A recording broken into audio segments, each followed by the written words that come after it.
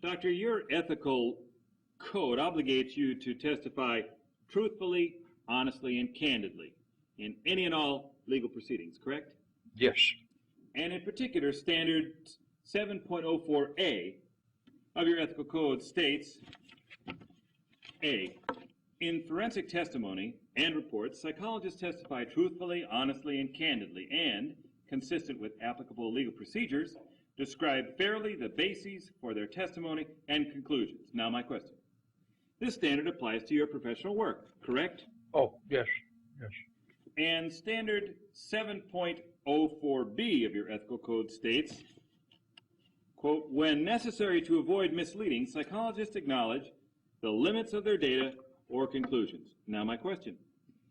And you are obligated to comply with these ethical standards, correct?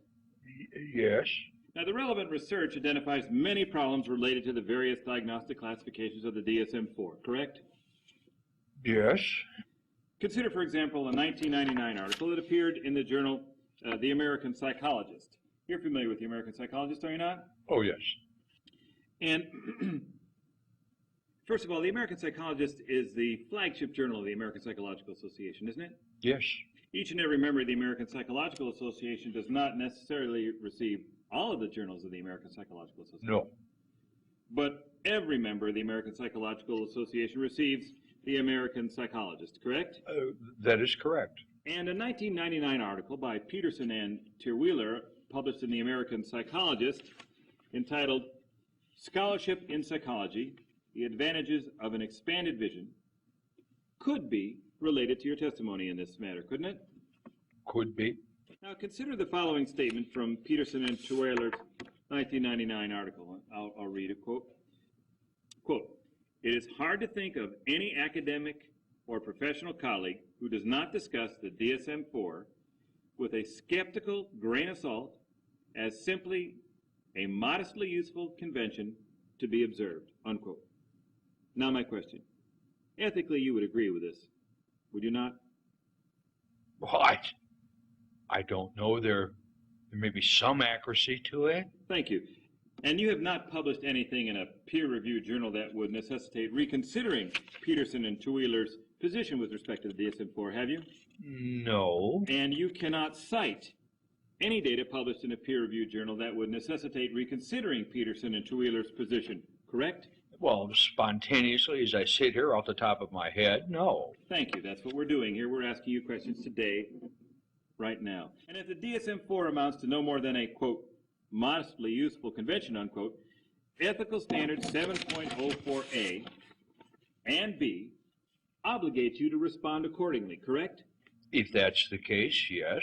Now, the American Journal of Forensic Psychology is a generally accepted peer-reviewed journal in your field, correct? Yes. And a 1999 article by Campbell published in the American Journal of Forensic Psychology entitled Challenging the Evidentiary Reliability of DSM-IV could be relevant to your opinions in this case, correct? It could be. Now, please consider the following statement from Dr. Campbell's 1999 article, and let me just read a portion. Quote, as a psychologist, I am ethically obligated to, 1, express significant reservations regarding the accuracy or limitations of my interpretations, and 2, to acknowledge the limits of my data and conclusions, unquote. Now, my question. According to your ethical code, you're obligated to act in the same way, correct? Yes, yes.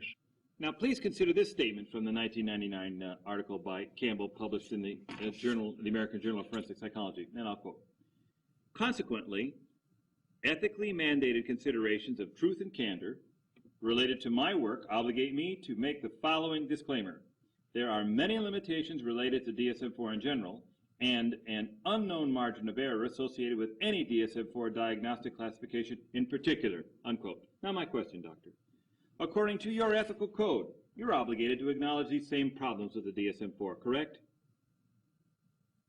Yes. Thank you. Now, one last quote from this article I'd like to draw your attention to in this 1999 article in the American Journal of Forensic Psychology, and I'll quote, at this point in time, the DSM-IV provides mental health professionals with a common vernacular that may assist them in communicating with each other.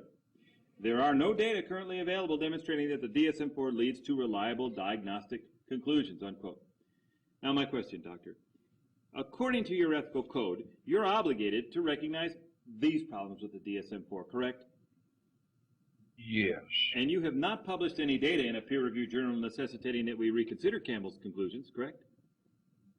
No. And as you sit here today, sir, you cannot cite any data published in a peer-reviewed scientific journal necessitating that we reconsider Campbell's conclusions, correct? No, I didn't know you were going to be asking those kinds of questions. Well, I am, sir. And there is an unknown margin of error associated with the DSM-IV diagnostic classification. Isn't that true? That appears to be the case. And you have not published any data in a peer-reviewed journal necessitating that we reconsider Campbell's conclusion regarding this unknown margin of error, correct?